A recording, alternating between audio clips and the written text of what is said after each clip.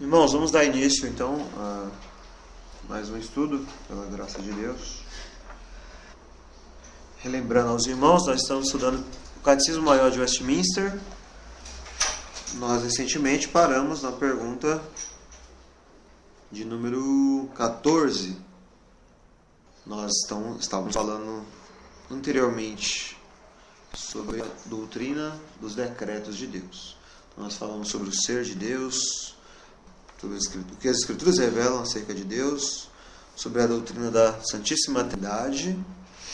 E, a partir da pergunta 12, nós chegamos à pergunta sobre os decretos de Deus. O que são os decretos de Deus?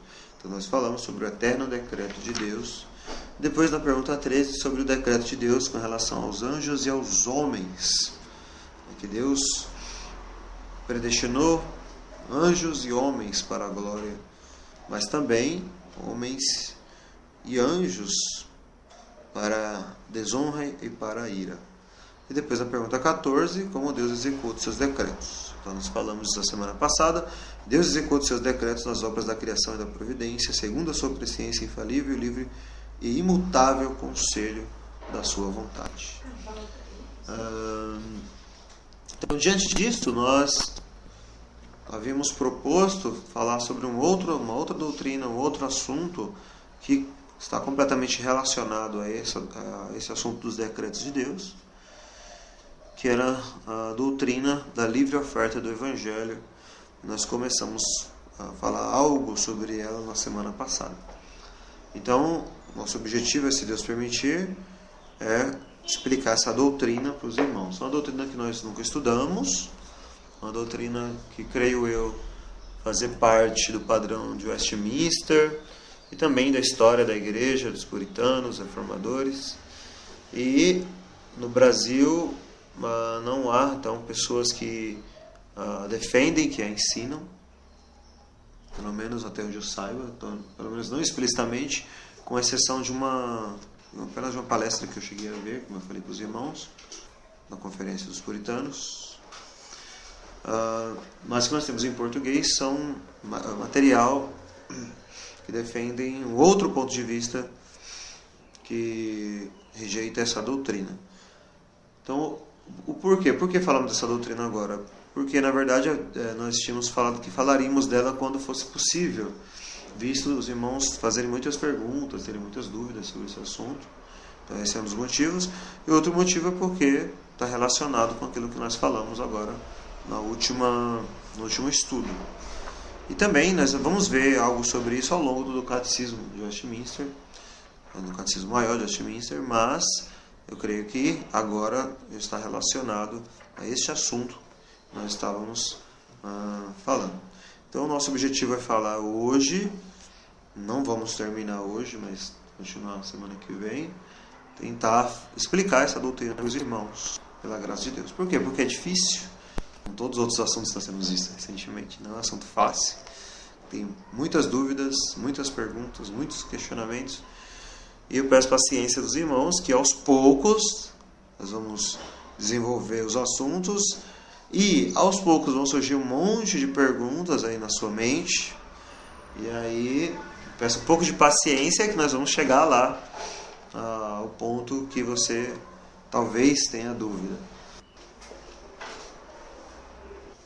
Eu queria convidar os irmãos a abrirmos a palavra de Deus num texto para nós darmos início. 2 Coríntios.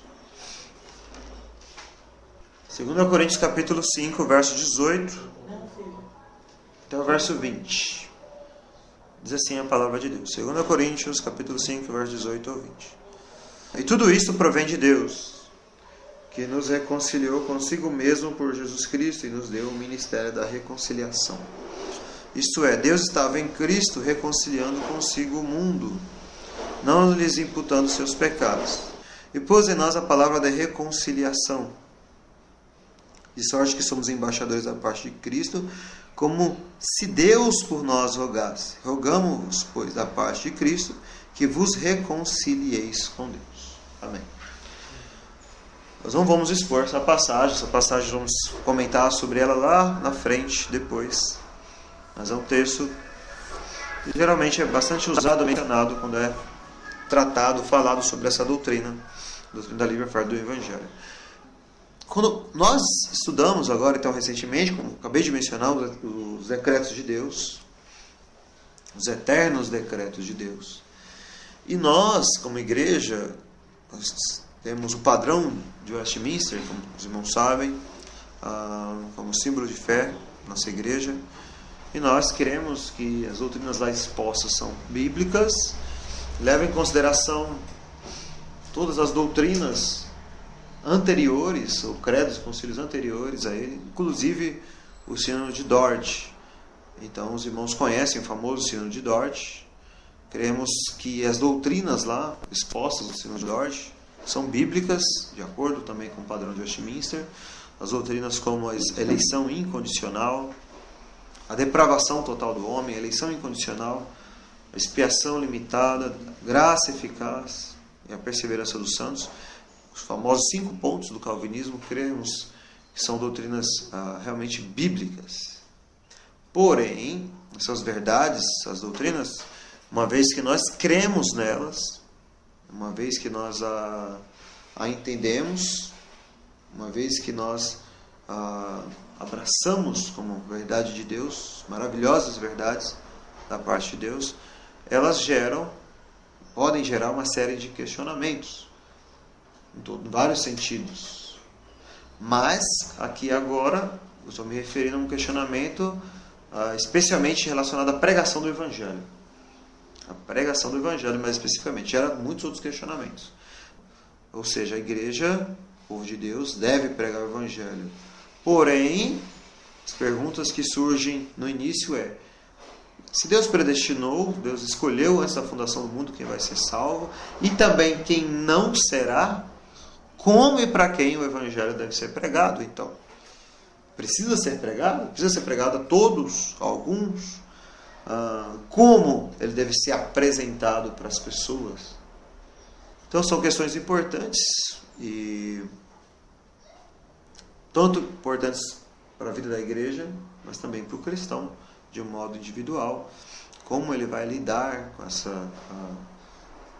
essas questões. E, diante disso, algumas respostas têm surgido. E agora, então, antes de nós começarmos a falar sobre essa doutrina propriamente dita, nós vamos primeiro definir alguns termos, definir algumas coisas importantes. Então, esses termos que eu vou definir estão relacionados a essas perguntas que eu acabei de colocar. Como e para quem o Evangelho deve ser pregado? Então, há inúmeras respostas, muitas respostas para isso, para essas perguntas. E dentro desses termos, que eu vou colocar aqui agora, as pessoas dão respostas diferentes. Então, antes de prosseguirmos, de falarmos mesmo da doutrina propriamente dita, primeiro vamos tentar deixar claro algumas coisas para os irmãos. Primeiro, a questão do arminianismo. Então, os irmãos sabem do que se trata. Não vamos, então, aqui falar longamente sobre o que é a doutrina arminiana, o arminianismo. Mas os irmãos sabem que é a doutrina do famoso livre-arbítrio, aquelas pessoas que rejeitam as doutrinas ensinadas pelo Sínodo de Dort, são chamados arminianos. Então, esses afirmam que o Evangelho deve ser pregado a todos, visto que os homens possuem, então, livre-arbítrio, eles devem exercê-lo ao ouvir a pregação do Evangelho, e assim por diante, devem crer em Cristo, nascer de novo, sendo assim salvos. Então, neste caso, a salvação depende tanto do homem quanto de Deus. Essa é a visão arminiana que muitos, na verdade a maioria, talvez hoje ainda, defende, eu creio, ser correta. Então, nessa doutrina, o homem possui livre-arbítrio, a sua vontade é livre para escolher e vir a Deus, vir a Cristo, quando ele bem entender. Nós, como os irmãos já sabem, rejeitamos essa doutrina.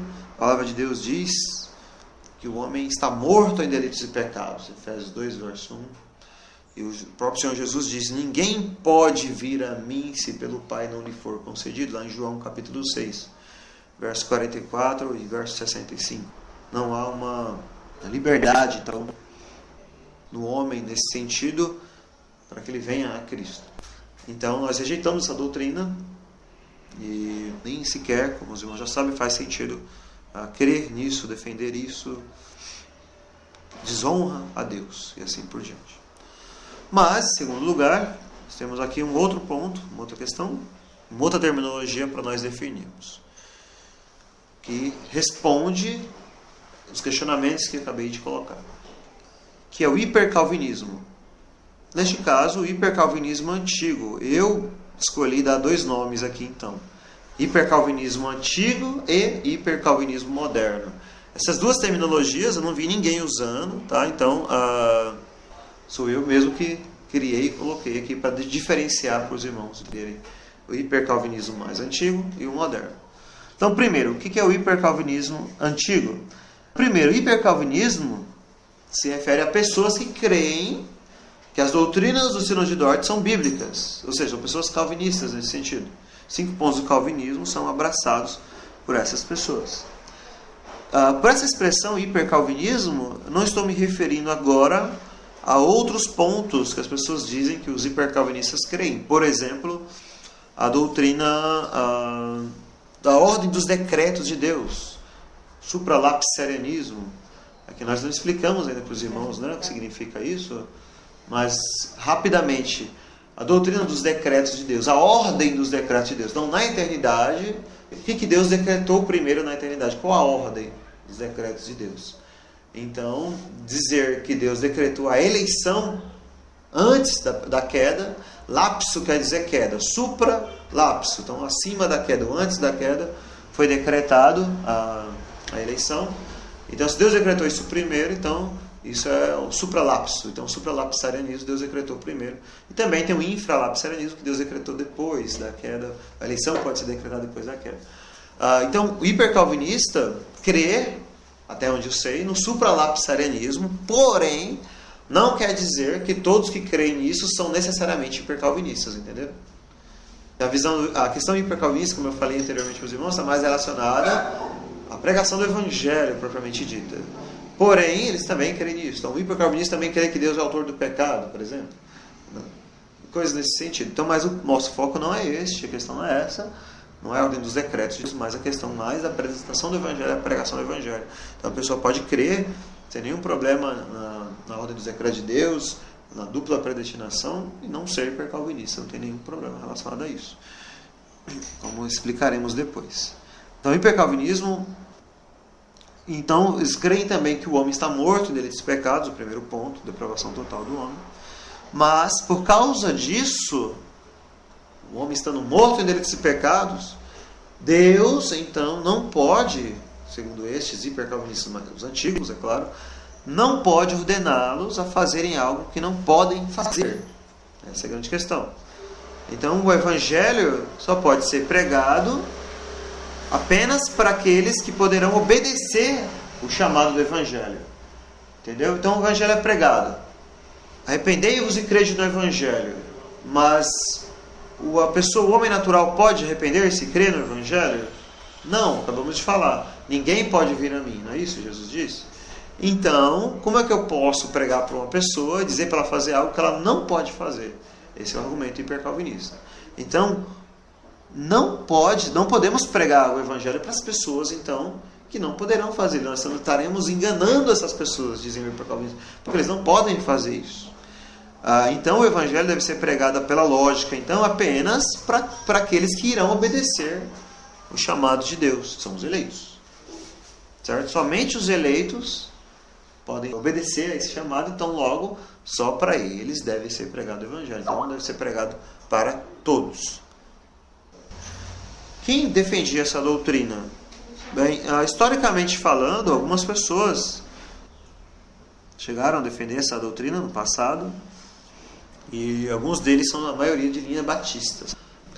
Então, alguns nomes, por exemplo, os irmãos saberem, final do século XVIII, do século XIX, John Bryan, John Scapp, James Wells, e também o mais famoso dentre estes, John Gill, o famoso comentarista da Bíblia, que é muito bom, que eu gosto muito de lê-lo. Ele tinha uma linha hipercalvinista. Alguns estudiosos vão dizer que ele não chegava a esse ponto, mas os que eu vi, os estudiosos que eu cheguei a ver de confiança, dizem que sim, ele tinha uma linha hipercalvinista nesse sentido mesmo, o John Gill. Inclusive, na época dele, debateu com outra pessoa a respeito dessa doutrina. Então, o John Gill tinha essa linha. Para os irmãos terem uma noção, um que eu citei aqui, um batista que eu citei, chamado James Wells, ele é mencionado no livro que os irmãos podem ler, em português, do Ian Murray, Spurgeon versus Hipercalvinismo. Esse homem, James Wells, era um pregador até mesmo fervoroso, inclusive, e ele pregava contra a doutrina de pregar o evangelho para todos. E ele se considerava, então, muito ortodoxo. As pessoas consideravam ele extremamente ortodoxo. Defendia com unhas e dentes a soberania de Deus absoluta em todas as coisas. E ele chegou a dizer o seguinte, olha o que ele diz. Ele diz que ele repudiava a doutrina do dever-fé. Que doutrina é essa, dever-fé? A doutrina que o homem deve se arrepender e crer em Cristo. Então, nessa época a doutrina pegou esse apelido, no século XIX. Doutrina do dever-fé. Ele dizia o seguinte: o dever-fé, abre aspas, fala dele, o dever-fé desonra a Deus. Pregar que é dever do homem crer salvadoramente em Cristo é um absurdo. Fecha aspas. Ele dizia isso. Ele dizia isso numa revista chamada Earthen Vessel, é o nome da revista, que havia uma publicação periódica no século XIX, no qual houve a controvérsia contra Spurgeon, no caso, né? Então, por exemplo, esse pregador dizia isso, que era grave, era um erro grave dizer que todos os homens devem crer e se arrepender, que pregar para todos, e todos devem crer e se arrepender. Então, ele dizia que isso era um absurdo. Ele falava assim, ele era extremamente feroz nos seus argumentos. Ele falava assim, essa doutrina eu jogo no refúgio de Paulo, ele dizia. Aquele refúgio lá que Paulo abandonava, lá, jogava o refúgio, o esterco. Então, essa doutrina é isso. Dizer que todos os homens devem crer e se arrepender é um absurdo, ele dizia. E também muitos outros da sua época, como esses outros nomes que eu falei. Então, essa maneira, essa forma de ensinar ou de pregar o evangelho, dizendo que não deve ser pregado a todos, o hipercalvinismo, ele surgiu especialmente no meio batista mais estrito do século XIX, especialmente no final do século XVIII e século XIX. Existe algum indício dessa doutrina antes desse tempo? Que eu saiba, não. Até onde eu pesquisei, não.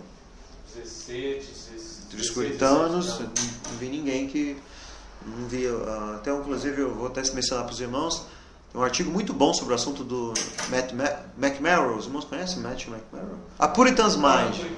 Então, lá ele cita a questão histórica, ele cita esses nomes e não tem outras pessoas para mencionar, não. Então, surgiu no meio batista mesmo, tudo indica, essa visão, esse hipercalvinismo, então, mais antigo. Então, nós cremos que isso está completamente equivocado. Nós vamos ler agora aqui alguns textos bíblicos, então. Para os irmãos que abram as escrituras aqui, alguns textos, para nós vermos. Rejeitamos esses argumentos, o contrário à pregação universal do Evangelho. Então, nós mencionamos isso anteriormente, mas vamos ver alguns textos. Veja Romanos capítulo 1, verso 5. Pelo qual recebemos a graça e o apostolado para a obediência da fé entre todas as gentes pelo seu nome. Obediência da fé. Vamos ver outros textos. Romanos 16. Romanos 16, verso 26.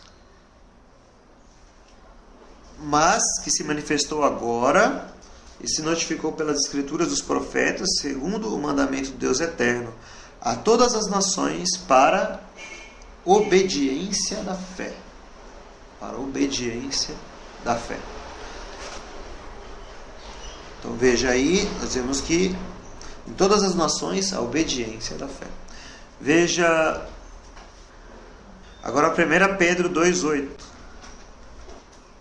Esse versículo é interessante, olha só, 1 Pedro 2,8. Nós lemos ele recentemente, né? Lembra sobre os réprobos?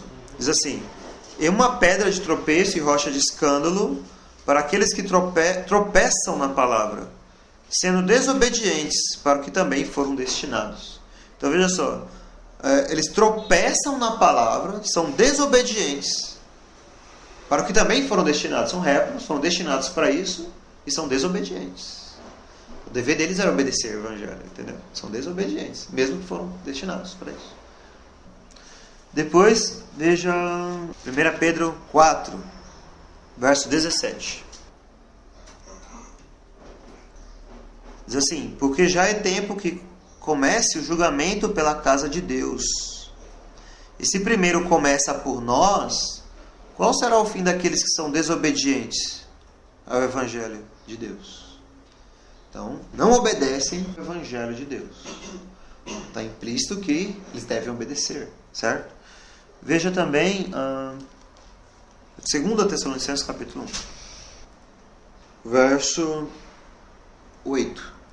Diz assim: com labareda de fogo, tomando vingança dos que não conhecem a Deus e dos que não obedecem ao Evangelho de nosso Senhor Jesus Cristo.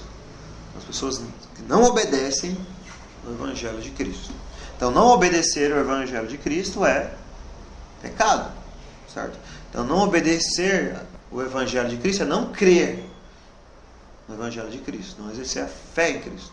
Então, não fazer isso é pecado. Ou seja, o que é pecado? Incredulidade. Não crer no Evangelho de Cristo é pecado. Então, a ordem, o Evangelho contém um mandamento, uma ordem de obediência, fé e obediência. Arrependei-vos e crede no Evangelho. Está em Marcos capítulo 1, que diz é o próprio Senhor Jesus Cristo. Veja lá comigo. Marcos capítulo 1, verso 15. Diz assim a palavra de Deus: e dizendo, o tempo está cumprido e o reino de Deus está próximo, arrependei-vos e crede no Evangelho. Então a questão é, para quem está sendo dirigido essa ordem? Só os eleitos? Então essa é a questão do hipercalvinismo antigo, certo? Arrependei-vos e crede no Evangelho a todos. Então, o Evangelho contém um comando de ordem, uma ordem, um mandamento para obedecer e crer. Então, desobediência ao Evangelho é a causa também do juízo de Deus no final contra os ímpios.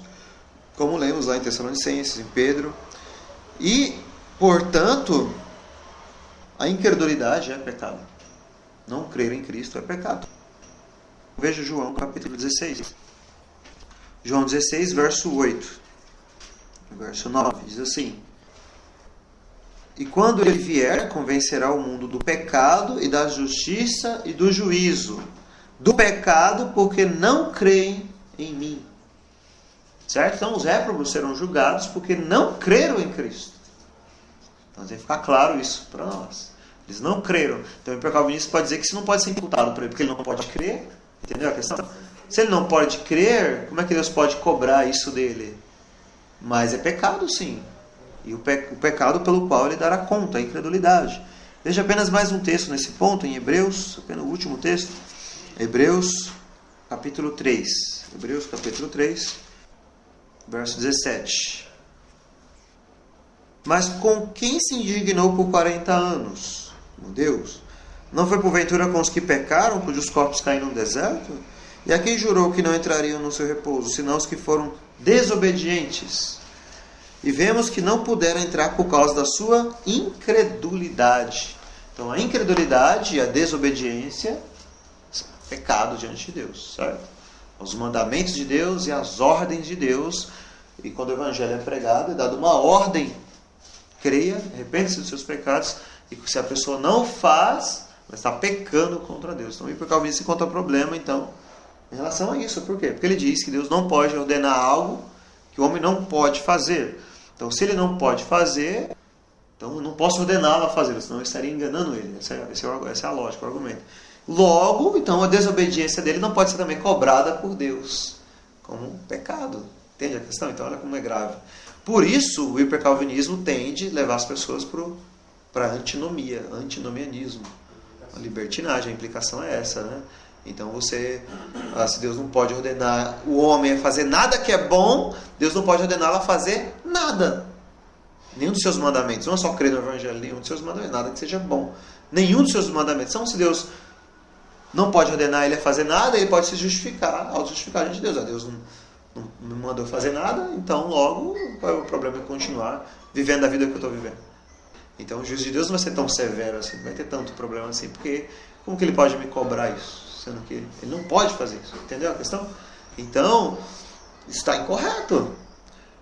A soberania de Deus, o direito divino de Deus de ordenar, permanece junto com o seu poder na verdade, de capacitar o pecador para cumprir aquilo que ele deve fazer. As duas coisas não são contraditórias.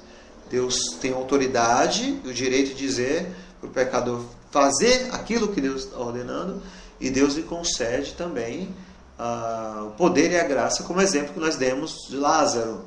Lembra? Cristo deu uma ordem para Lázaro, para ele sair do túmulo. Uma ordem que Deus... Sai, ele disse. Mas como se ele estava morto? Entendeu a questão? Ele deu a ordem, ele pode fazer isso, ele é soberano, ele pode dar ordem para fazer isso. E ele saiu, porque ele deu poder para ele para fazer isso. Quer dizer, a ordem ela é sempre seguida da capacitação. Que vem dele mesmo, tudo vem dele. Tanto a capacitação quanto a ordem. E no caso do réprobo, vem a ordem, ele não concede, porque no seu decreto eterno, ele escolheu não conceder-los a graça para fazê-lo. Mas a ordem permanece. E eles serão cobrados disso. Eles são responsáveis. São responsáveis disso. Então o hipercalvinismo ele tenta tirar a responsabilidade humana em vários pontos. Então é muito grave isso, né? É uma heresia grave. E as implicações são gigantescas para a vida cristã, para a vida da igreja, né? Spurgeon, por exemplo, na sua luta contra o hipercalvinismo, ele falou sobre isso. Olha, o impacto que isso vai trazer para a vida das pessoas de modo geral. Muito sério isso, muito grande, né? Então, tanto o arminianismo quanto o hipercalvinismo antigo estão errados em dizer isso. O argumento deles é qual? O arminianismo diz, deve haver o livre-arbítrio, porque Deus dá uma ordem para o ser humano, ele tem que ser capaz de cumpri-la. Porque Deus mandou ele fazer. Então, o livre-arbítrio. Então, o livre-arbítrio existe. E o hipercalvinismo fala, então, o homem não consegue, então Deus não pode dar essa ordem para ele. Então, o argumento é o mesmo, na verdade. Entendeu? O mesmo argumento. Tanto o hipercalvinismo quanto o arminianismo usam o mesmo argumento, na verdade, contrários à pregação do Evangelho, e ambos estão incorretos. Porque Deus sim dá esta ordem. Só mais um exemplo, o exemplo onde Cristo também dá aquela ordem para aquele homem, lembra, inválido há 38 anos. Toma o teu leito, levanta-te e anda. O homem não poderia fazer aquilo, mas Cristo dá essa ordem e ele o faz. Então os irmãos entenderam até aqui? Então nós nem gastaremos tempo explicando a questão do hipercalvinismo nesse sentido antigo. Então agora nós vamos para o hipercalvinismo moderno. Então é nesse que a gente vai gastar tempo. Na verdade, nem tanto nele propriamente dito, mas explicando a livre oferta do Evangelho, que por si só contrapõe o hipercalvinismo moderno. Então, em nossos dias, esse hipercalvinismo antigo, eu creio, pelo menos não explicitamente, não há ninguém defendendo isso ou pregando isso. O hipercalvinismo antigo, desde o James Wells, John Gill, não há ninguém, então, hoje, nenhuma denominação que ensina ou que prega isso hoje. O hipercalvinismo antigo, pelo menos não explicitamente, pelo menos não aí na internet, ou publicando artigos ou livros, defendendo isso. Porém, existe um outro tipo de hipercalvinismo, que é o hipercalvinismo moderno. Então está ganhando então notoriedade também no nosso país, por conta de vários artigos sendo traduzidos, etc. Então é neste ponto que nós vamos focar. Então é o seguinte, o hipercalvinismo moderno ele não nega a pregação universal a todas as pessoas. Então o hipercalvinismo moderno ele diz que o Evangelho deve ser pregado a todas as pessoas indiscriminadamente. Todos devem crer e arrepender-se. É uma ordem de Deus? Sim. É um dever do homem? Sim. Certo? Porém, tem uma questão aí, uma diferença aí, que é o seguinte. Ele afirma que o Evangelho tem que ser pregado a todos, porém nega que o Evangelho deve ser pregado de maneira livre e sincera a todos. Em outras palavras, essa visão, uma visão nova, na verdade, então não havia antes na história da igreja, então surgiu no século XX, a denominação que prega essa doutrina foi fundada em 1924, eles afirmam o seguinte, que Deus não demonstra nenhum tipo de bondade, amor, misericórdia para com o não eleito, e não deseja de maneira nenhuma a sua salvação. Deus não lhes concede nenhuma bênção nessa vida, nada, nenhuma graça, nenhuma benevolência, nada nessa vida.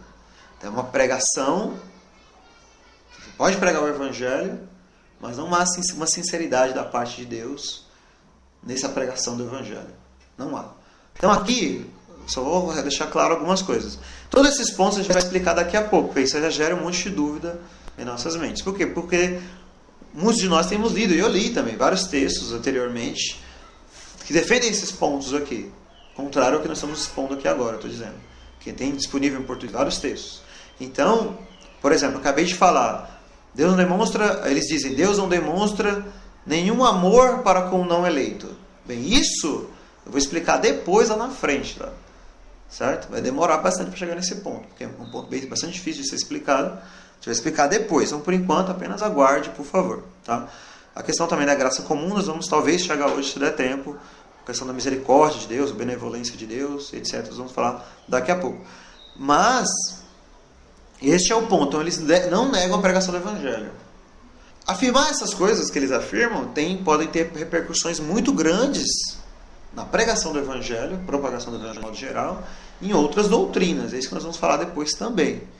E nós rejeitamos essas afirmações de acordo com o padrão de Westminster, de acordo com a história da igreja, de acordo com a própria Escritura acima de tudo. Mas espero que os irmãos esperem mais um pouco e nós vamos chegar nesses pontos um por vez. Mas também quero afirmar para os irmãos o seguinte: esses irmãos da Protestant Reformed Church in America, nome da igreja, PSCA, a abreviação, certo? Protestante, Igreja Protestante Reformada na América. Também tem a Comunhão Britânica Reformada, isso aí tem uma página no Facebook, né? Então, British Fellowship, Reformed British Fellowship. E também tem uma outra denominação na Austrália, não me recordo o nome agora também, que tem essa doutrina. Essa doutrina, essa visão, ela foi explicada ou difundida pelo Herman Hoxman, certo? 1920, 20 e pouco, 24. A igreja dele se desdividiu, teve um cisma com uma outra igreja por causa dessa doutrina. Por causa da doutrina da graça comum e a questão da pregação também, de como o evangelho é pregado para todos. Então ele discordava e aqueles que seguiram ele fundaram essa outra denominação, depois dividiu de novo. Tem vários cismas aí por causa dessas visões, dessas doutrinas. Nós vamos falar também, mencionar isso depois, se for possível. Mais uma outra coisa para deixar clara para os irmãos. Essas pessoas, esses irmãos, por exemplo, um deles se chama David Engelsman, tem também artigos em português dele, professor Ronald Hanko, Angus Stewart. David Engelsman, ele tem um artigo, eu cheguei a ler o artigo, não todo. O artigo, esse eu não sei se tem em português, esse que eu dei uma olhada. Ele refuta, ou rejeita o termo hipercalvinista, eles não concordam. Eles dizem, nós não somos hipercalvinistas. Eles dizem, não somos hipercalvinistas. Eu quero deixar isso claro para os irmãos, certo? O David Engelsman e eles afirmam que eles não são hipercalvinistas. Entenderam isso? Eles dizem que não são. Porém, os irmãos todos que contrapõem os pontos deles afirmam que a doutrina deles é hipercalvinista. Por quê? Porque eles não negam um dos pontos do hipercalvinismo antigo, de o evangelho ser pregado a todos e tal, mas afirmam os outros pontos ainda. Então, por exemplo, é difícil para nós definirmos então agora o que é o hipercalvinismo, tirando a questão lá do supralapsarianismo que eu falei antes, né, os eternos decretos de Deus, mas ler para os irmãos uma das afirmações, uma das definições acerca do que é o hipercalvinismo. É de um homem chamado Dr. Phil Johnson. Ele dá uma linha lá do John MacArthur e tal. Mas essa afirmação que eu vou ler também é defendida por Silver Sides, é mesmo. Silver Sides, por Ian Murray, Malcolm Watts, que os irmãos que defendem hoje a livre oferta do Evangelho. O McMahon, da Puritan Mind, faz uma lista lá do que é um hipercalvinista. Ele coloca até um asterisco. Ó. As que eu coloquei o asterisco é porque você pode estar sendo hipercalvinista sem saber. Mas resumindo, eu peguei essa que eu achei mais objetiva, mais tranquila. O que é um hipercalvinista? Um hipercalvinista é alguém que, primeiro, nega que o chamado do Evangelho é aplicado a todos os que o ouvem. Então, isso o hipercalvinismo antigo nega. Ou, segundo, nega que fé é um dever de todo pecador. Então, isso também nega o antigo hipercalvinismo. Ou, terceiro, o hipercalvinista é alguém que nega que o Evangelho faz qualquer oferta de Cristo, salvação ou misericórdia para o não eleito. Ou nega que existe alguma oferta da divina misericórdia e que essa divina misericórdia é livre ou universal. E isso eles negam, então, essa igreja. O hipercalvinismo moderno nega isso. Ou nega que haja graça comum. O hipercalvinista é alguém que nega isso. Ou nega que Deus tenha qualquer tipo de amor pelo não eleito. Isso é o hipercalvinismo. Acrescentando, que eu lembro de cabeça, o McMahon fala assim, o hipercalvinista também nega, se ele nega a questão da graça comum, depois eu vou explicar esse termo, vou dar rapidamente explicar depois, tá? Não estou explicando agora a graça comum, tá? Para que os irmãos esperem. Mas a consequência é, se não existe algo como graça comum no ímpio, então na verdade o hipercalvinista ele crê o seguinte, o McMahon afirma isso. Ele não crê que a mente do homem está depravada apenas, ele crê que ela foi destruída completamente. Entendeu a questão? A diferença? A mente do homem foi completamente destruída, na verdade. O hipercalvinista crê isso. Não apenas depravada, mas ela nem sequer existe, ela foi destruída. Porque nada se produz nessa mente. Serve para nada, na verdade. Ela foi destruída. O hipercalvinista crê nisso. Uma outra coisa ainda, acrescentando nessa lista, o McMahon afirma assim que o hipercalvinista é alguém que crê que Deus decreta algo que ele não pode desejar, que nós falamos semana passada. Também é isso. E ele dá algumas outras listas, mas eu creio que essa é suficiente. Então, hipercalvinismo é o que entra nessa lista, de algumas dessas afirmações. Então, negar uma dessas coisas, ou afirmar que é a negação dessas coisas aqui que eu estou colocando, é ser hipercalvinista. Certo? Os irmãos podem ler, pesquisar esses artigos. É que estão em inglês, né? A maioria, infelizmente. Esse do McMahon seria ótimo traduzir, por exemplo. Tem um livreto do Silverside sobre o assunto. O Malcolm Watts também, um irmão que também tem um texto, um livro sobre o assunto. Ian Murray também, algo. E também o século XX, o mais conhecido é John Murray. John Murray tem um artigo sobre o assunto. Ele é da Free Church Continuing, a igreja que nós temos contato, que defende, crê no padrão de Westminster, como nós, a Free Church Continuing, mesma igreja do irmão Gavin Beard, etc. Então, John Murray, no século XX, escreveu também sobre esse assunto. Então, isso, ele para os irmãos, está de acordo com a visão da Confissão de Fé de Westminster, com o padrão de Westminster, com a história da igreja, com os puritanos, etc. Então, nesse sentido, o hipercalvinismo moderno é hipercalvinismo ainda que ele não negue a pregação do evangelho para todo. Por quê?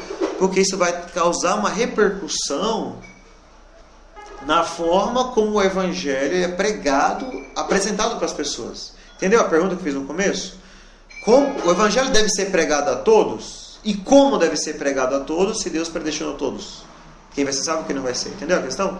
Para quem e como? São duas questões. Então, para quem ele deve ser pregado? Tudo bem, o hipercalvinismo moderno diz para todos. Mas a questão é como. Entendeu? Como? Então, lembra o texto que acabamos de ler, 2 Coríntios. Veja comigo rapidamente, novamente, esse texto de 2 Coríntios, capítulo 5. Veja o que Paulo diz. 2 Coríntios, capítulo 5. E tudo isso provém de Deus, verso 18, que nos reconciliou consigo mesmo, por Jesus Cristo, e nos deu o ministério da reconciliação. Isto é, Deus estava em Cristo, reconciliando consigo o mundo, não lhes imputando os seus pecados, e pôs em nós a palavra da reconciliação. De sorte somos embaixadores da parte de Deus, como se Deus por nós rogasse. Rogamos-vos, pois, da parte de Cristo, que vos reconcilieis com Deus. Então Paulo está dizendo, é como se Deus estivesse rogando por nós. Então o pregador do Evangelho não é uma máquina apresentando o Evangelho. Não é uma máquina. Apenas está pregando, olha, Deus ordenou vocês arrependam-se e creiam, e ponto. Não, Paulo vai dizer lá em Romanos que ele tinha uma contínua dor no seu coração por aqueles que não haviam crido no Evangelho. Há uma sinceridade, há uma dor no seu coração. Eu creio que há isso nas Escrituras, que no próprio Cristo há, nós vamos ver daqui a pouco, e também nos apóstolos. Ele mostra também essa dor quando ele fala dos judeus, né? Isso, né? Romanos 10 também ele fala. Mostra esse sentimento. Romanos 9 e Romanos 10 ele fala, quando ele fala dos judeus lá. O sentimento dele, o meu desejo é que eles sejam salvos, que eles creiam, etc.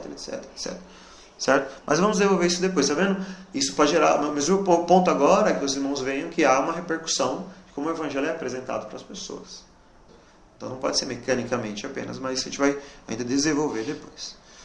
Então até aqui, o arminianismo, rapidamente, a falsa doutrina do livre-arbítrio, o hipercalvinismo antigo, negava, então, não apenas negava todas essas outras coisas, mas até mesmo, inclusive, a pregação do Evangelho. E hoje, o hipercalvinismo moderno, essas duas nomes, vou repetir, por exemplo, foi eu que coloquei aqui no nosso estudo, moderno e antigo, para diferenciar, mas hoje eu não li nenhum artigo alguém colocando esses dois nomes, só para os irmãos saberem, tá?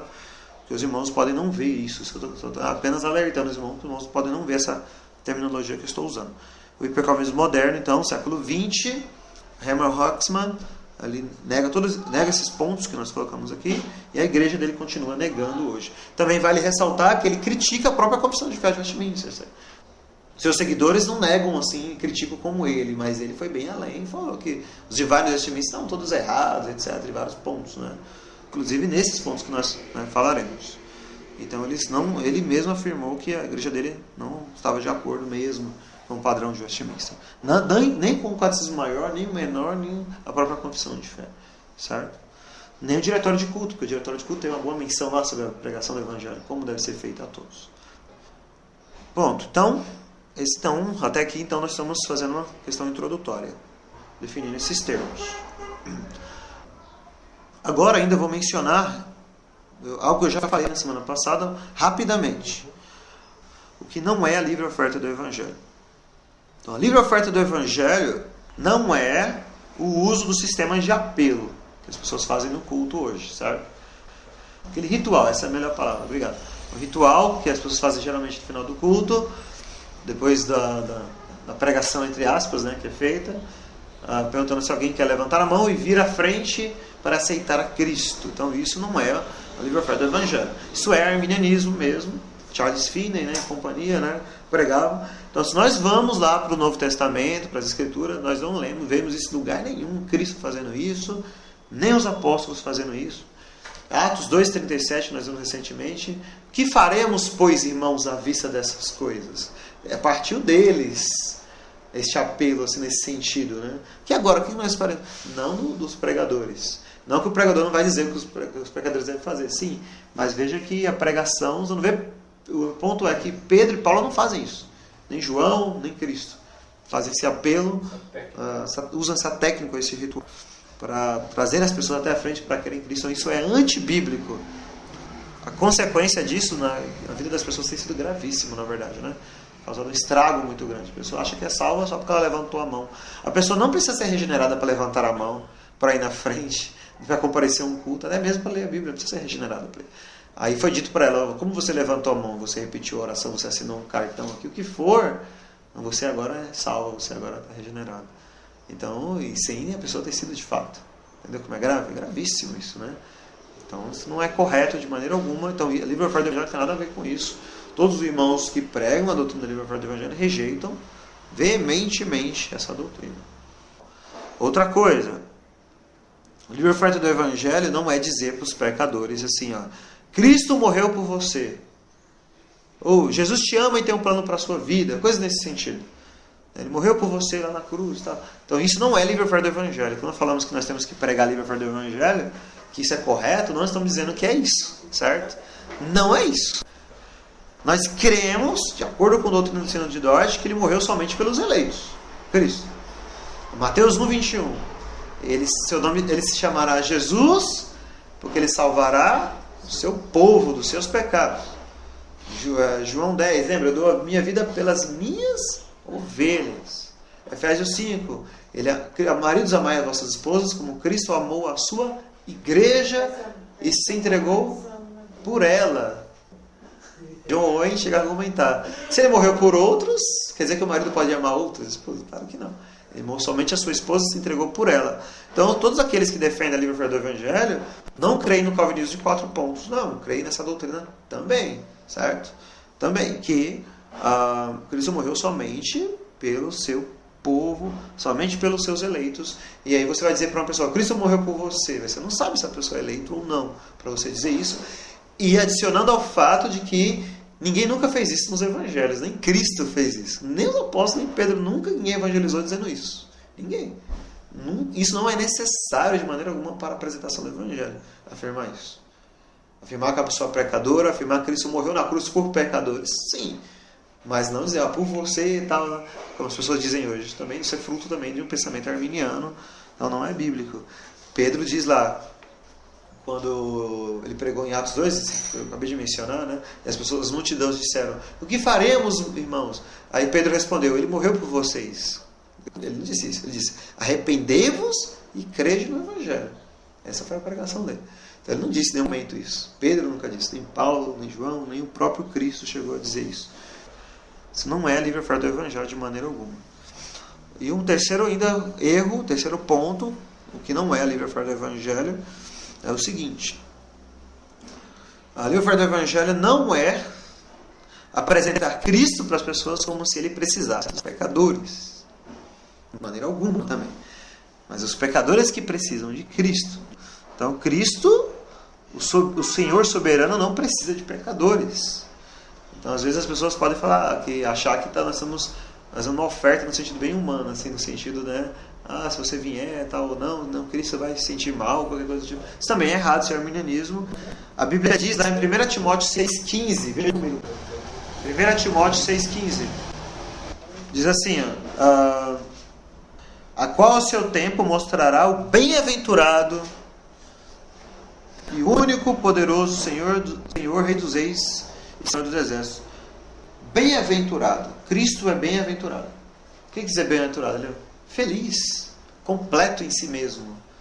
Então, ele não há nele uma necessidade alguma em Cristo. Quando ele chama os pecadores, quando ele diz assim para os pecadores, vinde a mim, todos vós estão cansados, sobrecarregados. Ele está pensando que ele vai suprir a necessidade que ele tem.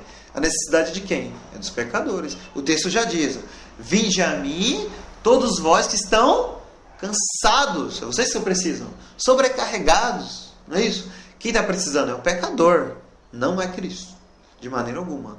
Então Cristo ele é bem-aventurado, ou seja, ele não precisa de pecadores. E outra coisa que nós falaremos lá na frente depois, não é frustrado quando um pecador também não vem a Cristo. A gente vai falar sobre isso depois, de maneira alguma. Não existe frustração em Deus nem em Cristo. Então a livre oferta do Evangelho não ensina isso de maneira alguma, que o pecador precisa vir a Cristo porque Cristo está precisando do pecador. Então, resumindo então para os irmãos, a livre oferta do Evangelho não é o sistema de apelo, não é essa maneira de evangelizar moderna, arminiana, que nós conhecemos hoje, nem afirmar que Cristo precisa de pecadores. Certo? O que é a livre oferta do Evangelho? Então, é difícil de definir, na verdade, em palavras. As pessoas têm dado diversas definições, eu vou dar a minha definição. Então, para os irmãos, eu li em algum lugar, não lembro de que site que foi, que essa expressão também, livre oferta do Evangelho, veio exatamente do Catecismo de Westminster, né? O Catecismo menor e maior, que fala que lá a graça de Deus é oferecida. Então, ela vem mesmo do Catecismo, da doutrina reformada mesmo, de como ela é colocada, especialmente quando a confissão de fé e o Catecismo vai expor o que é o pacto da graça, a doutrina do pacto. Então, vai dizer que no segundo pacto a graça é oferecida, certo? Então, o livre oferta do Evangelho é o seguinte, é um chamado ao pecador para que venha e creia em Cristo. Essa é a minha definição. Chamado para que o pecador venha e creia em Cristo. Ela é livre ou universal a todos os pecadores, a todos os homens, indiscriminadamente, certo? E nesse chamado, Cristo é apresentado aos pecadores e sua graça e misericórdia lhes é oferecida para que sejam salvos. Isso é a livre oferta do Evangelho. Então essa é a definição, certo?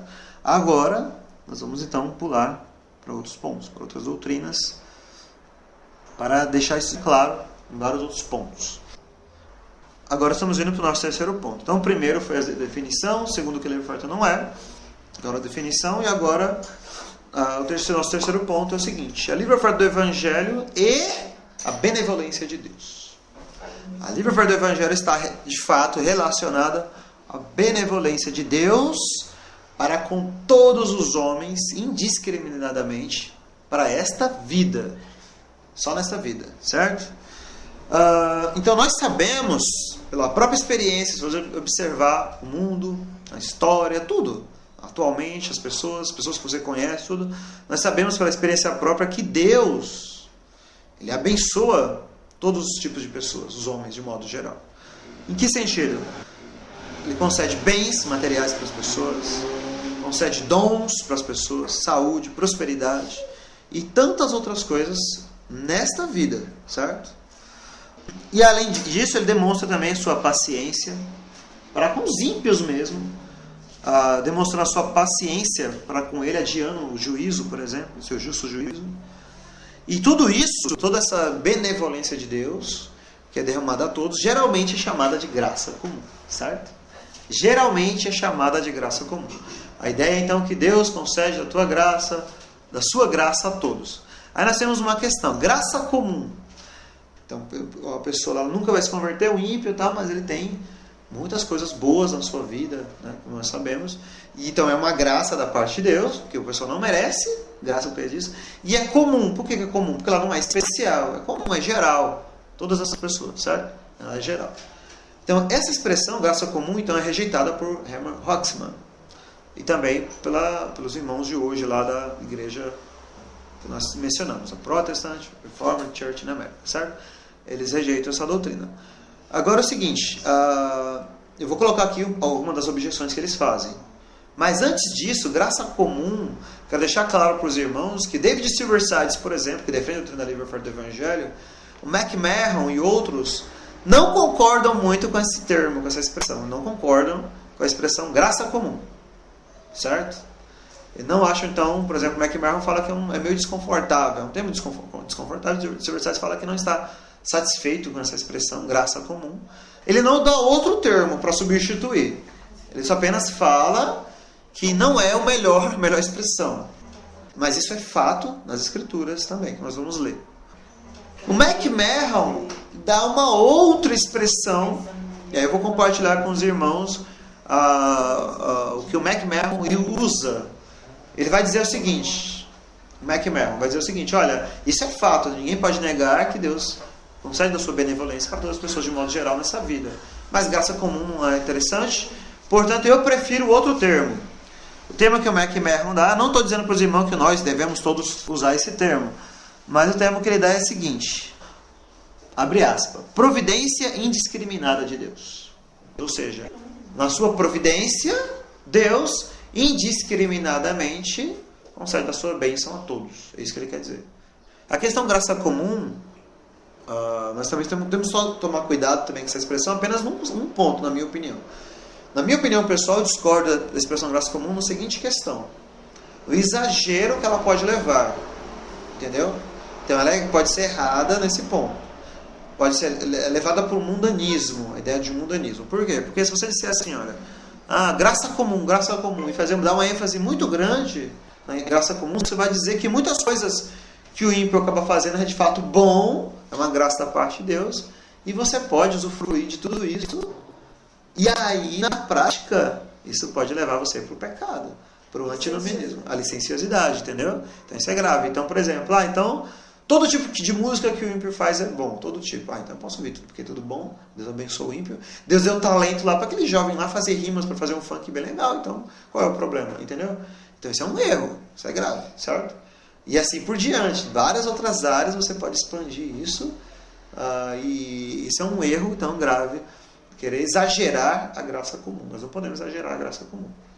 Por outro lado, não podemos negar que Deus de fato concede dons, habilidades, bênçãos são dois extremos, você não pode negar o outro lado. O McMahon não explica que é esse o motivo que ele rejeita essa terminologia graça comum, mas eu seria por esse motivo. Então, eu creio que se nós exagerarmos esse ponto, a graça comum, tudo que o ímpio vai fazer é bom, uma graça de Deus, então isso é um erro. Ele peca, na verdade, com os dons que Deus deu para ele. Então, isso é um erro, certo? A maioria das pessoas usa esse termo graça comum, repetindo, o irmão Silversides creio que não é bom, não é um termo que vai demonstrar tudo o que nós cremos na verdade, mas também ele diz que não tem outro para afirmar, para usar. O McMahon dá esse outro termo, essa outra expressão, providência indiscriminada de Deus. Ou seja, Deus indiscriminadamente, na sua providência, concede dons, bênçãos a todos, certo? Então nós podemos então afirmar isso, a graça comum realmente pode não ser mesmo a melhor expressão, a melhor definição para o ato de Deus conceder bênção a todos. Prefiro chamar apenas a benevolência de Deus, de modo geral. A benevolência da parte de Deus. Porque graça é uma palavra um pouco mais forte também, né? A gente ter que tomar cuidado um pouco. Então a benevolência de Deus ela é geral para com as pessoas, certo? Porque graça acho que tem uma relação muito forte com Cristo. Com Cristo, com a salvação também, né? Então a graça fica algo forte, né? mas a benevolência geral de Deus, algo nesse sentido, certo? Aí agora eu quero apenas colocar aqui uma objeção a isso que eu falei, que o Hermann Hoxman e os seus seguidores colocam. Veja bem, acabei de dizer o quê? Que a benevolência de Deus geral é estendida a todos os homens, dons, bênçãos, etc, etc. Eles objetam da seguinte maneira, eles que rejeitam essa doutrina. Eles rejeitam a ideia que Deus abençoa todos os homens, certo? E rejeita também a ideia de que Deus adia o seu juízo para com essas pessoas, tendo paciência com os ímpios. Né? Deus não tem paciência com os ímpios, na verdade. Porque ter paciência é uma coisa boa, nesse sentido. Então Deus não tem nenhuma bondade para com os ímpios, eles dizem. Então Deus também não tem paciência nenhuma. Então eles dizem o seguinte, olha, Deus também faz isso com os demônios, no certo sentido, eles dizem. Por exemplo, Deus restringe também, ou adia o juízo para com os demônios. Não faz? Deus não faz isso? Faz. E Deus não ama os demônios. Então Deus também faz a mesma coisa com os ímpios. Deus restringe, adia o seu julgamento e seu juízo para com os ímpios. Por isso não quer dizer que Deus está demonstrando alguma bondade, alguma benevolência para com os ímpios. Esse é o argumento deles. Entenderam o argumento deles? A objeção deles? Repetindo a objeção deles. Deus não demonstra nenhuma benevolência, nenhuma bondade, nada, nenhum amor para com os ímpios. Nada, eles dizem. Deus apenas, porque Deus faz o mesmo com os demônios. No sentido de Deus restringir ou adiar seu julgamento, o seu juízo para com os demônios. Não quer dizer que por isso Deus ama os demônios, certo? Então, nossa resposta é verdade. Com relação aos demônios, isso é verdade. Porém, com relação aos homens, a grande diferença, a grande questão é que a própria Escritura afirma enfaticamente que Deus os abençoa, mesmo eles sendo réprobos. Então, veja alguns textos. Primeiro texto, Gênesis 17. Gênesis 17 está claro que este homem ele é um réprobo, ele não é eleito. Não há dúvida sobre isso nas Escrituras. Romanos 9 deixa isso claro. Deixa claro que este homem aqui não é um eleito. Gênesis 17, verso 20. Ó. E quanto a Ismael, também te tenho ouvido, e eis que o tenho abençoado. A palavra é abençoado. Não tem como você escolher uma outra palavra, alterar o sentido do texto. Deus está dizendo, eu tenho abençoado. Falo-ei frutificar, falo-ei multiplicar grandissimamente, 12 príncipes gerará, e dele farei uma grande nação. Então, todas essas coisas que Deus faria, fazer ele multiplicar, fazer ele uma grande nação, o próprio Deus chama de bênção. E Deus diz, eu o abençoarei. E lembra que Isaac é o filho da promessa. Isaac é o eleito. Ismael não é eleito. E ainda assim, ele é abençoado. Então Deus diz, eu abençoarei a Ismael. Agora vamos lá em Romanos 9. Romanos 9, 22. Diz assim, e que direi se Deus, querendo mostrar a sua ira e dar a conhecer o seu poder, suportou com muita paciência os vasos da ira preparados para a perdição. O Hermann Hoxman tem a coragem de dizer que aqui a paciência não está se aplicada aos réprobos, só aos eleitos. Como ele faz isso, eu não sei. O Sr. Versalhes tenta dar a explicação que ele tenta dar. Ele fala aqui que a palavra grega, não sei o que. A paciência é com os vasos da ira, é com os réprobos que Deus está tendo. É com o não eleito. O Hermann Hoxman vai dizer que não, Deus só tem paciência com o eleito. Deus não pode ter bondade ou alguma paciência, expressão de bondade. Porque paciência é uma expressão de bondade. Ter paciência com as pessoas, com seus filhos, por exemplo, com os irmãos em Cristo, né? Então isso é uma expressão de bondade. Então Deus está demonstrando paciência com os vasos da ira. Ele vai dizer que não, Deus não tem paciência nenhuma. Então, a resposta para a objeção é, a Escritura diz isso, essa é a questão. A Escritura coloca em termos claros isso. Não é uma questão que nós entendemos o contexto, lemos outro texto para entendermos um texto difícil. É um texto claro. Mais 2 textos ainda. Esses 2 textos nós vamos usar depois, mas vamos só mencionar eles agora para reforçar o nosso ponto. Evangelho de Lucas, capítulo 6, versos 35 e 36. Amai, pois, vossos inimigos, e fazei bem, e emprestai, sem nada esperardes. E será grande o vosso galardão, e sereis filhos do Altíssimo, porque Ele é benigno até para com os ingratos e maus. Ele é benigno, isso é claro. Bom, Ele é bom para os ingratos e maus. Ele demonstra bondade e benevolência. Sede, pois, misericordiosos, como também vosso Pai é misericordioso. Ele demonstra misericórdia, demonstra benignidade, bondade para com os bons e maus, justos e injustos. Então o texto é claro. Veja Mateus 5. É um texto paralelo também, né? Mateus 5, verso 43. Nós vamos voltar daqui a pouco a esse texto. Apenas para reforçar.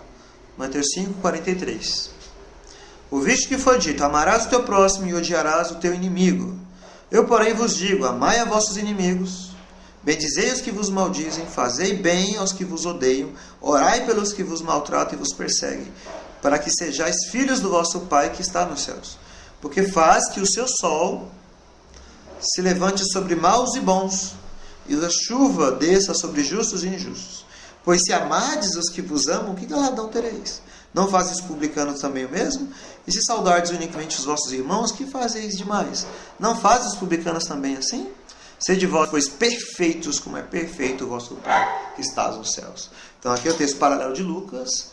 O texto deixa claro, Cristo diz, o próprio Senhor Jesus afirma que Ele é bom também para com os justos e injustos, os bons e maus, e assim por diante. Então sim, Deus demonstra sim a sua benevolência. Então essa igreja, esses irmãos afirmam que não. Uma outra objeção que eles levantam, isso também eu vi num texto dele, acho que foi do Ronald Rankle, também um texto em inglês, faz um tempo que eu li, mas ele é um texto que ele refutando os Silversides, o irmão David Silversides, né? Ele diz assim, o título do texto é: por que Deus concede bens para os ímpios, coisas boas para os ímpios? Então, é a objeção dele para essa afirmação. Salmo 73, ele vai usar. Vamos lá, abre lá o Salmo 73. Então a objeção dele é o Salmo 73. Oi. Eu tenho uma dúvida aqui. Tem a ver com o texto que você falou antes. Então fale, pode falar. Tá, Lucas 6, 35 e 36, não é isso? Isso. Agora, eu não entendi esse 35 como os ingratos e maus sendo os réprobos. Então é quem? Os eleitos? Não, são pessoas que ainda estão em escuridão, talvez, e não foram convertidas. Pelo menos. Então essa é que é a questão. Então, mas essa que é a questão. Estão escurecidos, mas vão ser salvos? Um dia? Não tem como dizer. Então, essa é a questão. Foi isso que eu falei. É isso mesmo. Não tem como dizermos. É isso, então eu acho que, será, pode ser argumentado nesse contexto? Pode, com certeza. Eles teriam a culpa igual Ismael. Ismael foi abençoado. Nós sabemos pela Escritura que ele era réprobo. E ele foi abençoado. O texto lá está dizendo, acabamos de ler, Gênesis 17 e 20. Eu abençoarei Ismael, eu considerei essas coisas para ele. E ele é réprobo. Ele nós temos certeza pela Escritura. Porque, lembra, Isaac, Ismael, filho da escrava, lança fora o filho da escrava. Ele não vai herdar nada. Nenhuma bênção espiritual ele herdou de Abraão, Ismael. Nenhuma. Só material. Isaac é o filho da promessa, ele é o eleito. Ismael é o réprobo. E ele recebeu essas coisas de Deus. Deus disse, eu que darei para ele. Então Ismael é réprobo, com certeza, absoluta. Certo? Agora aqui no verso 35 de Lucas 6, são as pessoas de modo geral. As pessoas do mundo de modo geral, entendeu? São as pessoas. A questão é, se ele é eleito ou não, a gente não sabe, de fato. Entendeu? Os justos e maus. Ingratos e maus. Se você entender aqui justos e maus ainda do ponto de vista da justificação, o que é o justo? Não é aquele que foi justificado por Cristo? E o contrário não é justificado. Se ele não vai ser justificado, ele é um réprobo. Entendeu? Mas isso também é claro, uma série de coisas, só o tempo dirá, etc. Nós não sabemos. Mas você querer dizer assim, olha, não, eu creio que é só os eleitos aqui, porque ainda não foram convertidos. Você está dizendo algo que não tem como dizer isso, não. Não tem, você está forçando o texto dizendo algo que não está dizendo. Não estou dizendo isso, não. Só disse que não peguei como ser usado somente para réprobos. Não é só para réprobos, é para os dois. É todo mundo, ingratos e maus. É geral, ingratos e maus, bons e maus, justos e injustos. O texto prova somente que Deus concede suas bênçãos sobre todo mundo. Sobre a humanidade, isso, de modo geral. E aí isso acaba refutando o ponto de vista do Herman Hoxman. Herman Hoxman diz que Deus não faz isso para ninguém em nenhum sentido que não seja eleito. Então a outra objeção que ele coloca, Ronald Rankle, ele tem um texto que ele vai dar a resposta por que Deus dá bênçãos, né, para os ímpios, de modo geral, para as pessoas. Né? Aí ele pega o Salmo 73, certo? Veja lá comigo o Salmo 73. No Salmo 73, irmãos sabem que nós já lemos, né, esse texto, já falamos, comentamos várias coisas sobre esse texto. Aqui o seguinte, Asaf está com um problema aqui por causa da prosperidade dos ímpios. Então, invejando os ímpios, a prosperidade dos ímpios. Então, ele vai dizer que os ímpios são prósperos, tem isso, tem aquilo, coisas boas, então, dessa vida, certo? E aí, veja o verso 12. Eis que estes são os ímpios e prosperam no mundo, aumentam em riquezas. Né? Ele diz, certo? Então, isso está acontecendo com o ímpio. Aí ele fala que teve esse problema de invejar os ímpios, até que ele entrou no santuário, verso 17, até que entrei no santuário de Deus, então não entendi eu o fim deles. Aí, verso 18, certamente tu o pusestes em lugares escorregadios, e tu lanças em destruição. Verso 19, como cai na desolação, quase no mundo ficam totalmente consumidos de terrores. Verso 20, como um sonho, quando se acorda, assim ó Senhor, quando acordares, desprezarás a aparência deles. Então, ou seja, o que ele vai dizer, Ronald John? Ele vai dizer o seguinte, olha, o que Asaf está falando? Asaf está falando o seguinte, que Deus concede bênçãos para o ímpio para depois julgá-los, condená-los. Ou seja, Deus, na verdade, está amaldiçoando o ímpio quando ele concede bênçãos para o ímpio. Então, Deus não está demonstrando bondade para com o ímpio, nenhuma benevolência para com o ímpio. Entendeu? Essa é a objeção deles, a refutação deles. Deus apenas está condenando eles ainda mais. Então Deus não está demonstrando nenhum amor, bondade, misericórdia para com o ímpio. Entendeu? A objeção dele é essa. Certo? Nossa resposta. A resposta é mais ou menos o que o Elcio disse. Sim, é verdade. O juízo de Deus ele vai ser agravado no ímpio quando ele recebe essas bênçãos e por causa da sua ingratidão para com Deus, entendeu o ponto? Então veja Romanos 1, 21. Porquanto tendo conhecido a Deus, não o glorificaram como Deus, nem lhe deram graças, ingratos. Antes seu discurso se desvaneceram, seu coração insensato se obscureceu. Ou seja, é ingrato, certo? Agora veja só Romanos 2 também, verso 4 e 5. Presta atenção, Romanos 2, verso 4 e 5. Ou desprezas tu as riquezas da sua benignidade e a paciência e longanimidade, ignorando que a benignidade de Deus te leva ao arrependimento. Mas segundo a tua dureza e teu coração impenitente, tesouras ira para ti no dia da ira, da manifestação do juízo de Deus. Então, entendeu? Verso 4? Olha só. O ímpio, nesse caso, despreza a riqueza da benignidade de Deus, despreza a paciência e a longanimidade de Deus, e ignora a benignidade de Deus, a bondade de Deus, que pode te levar ao arrependimento. Você despreza tudo isso e isso vai acumular mais ira para o dia do juízo. Por que o juízo de Deus aumenta? Salmo 73, contra o ímpio. Exatamente porque é uma bênção genuína e verdadeira. Entendeu? Se não fosse, e sincera, se não fosse, não aumentaria o juízo de Deus contra eles. Aumenta o juízo de Deus contra eles lá no final exatamente porque é uma bênção verdadeira e genuína. Se não for uma bênção genuína, Deus não vai cobrar eles de fato.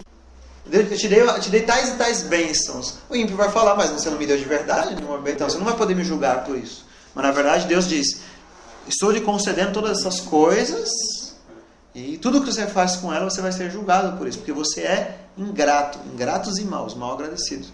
Então não há ingratidão se não é de verdade a bênção. Exatamente a gratidão existe, exatamente. Senão Deus seria falso, exatamente. Então seria uma falsidade da parte de Deus. Deus está concedendo sinceramente para eles. De acordo com o decreto eterno de Deus, isso vai resultar no maior juízo lá na frente? Vai. Mas isso não quer dizer que não é verdadeira ou sincera. É verdadeira. É uma benevolência, uma misericórdia verdadeira. É uma longanimidade, uma paciência, benignidade. Tudo isso é verdadeiro. E é exatamente porque é verdadeira que aumenta o juízo de Deus contra lá na frente. Veja o que diz João Calvino para confirmar essa ideia.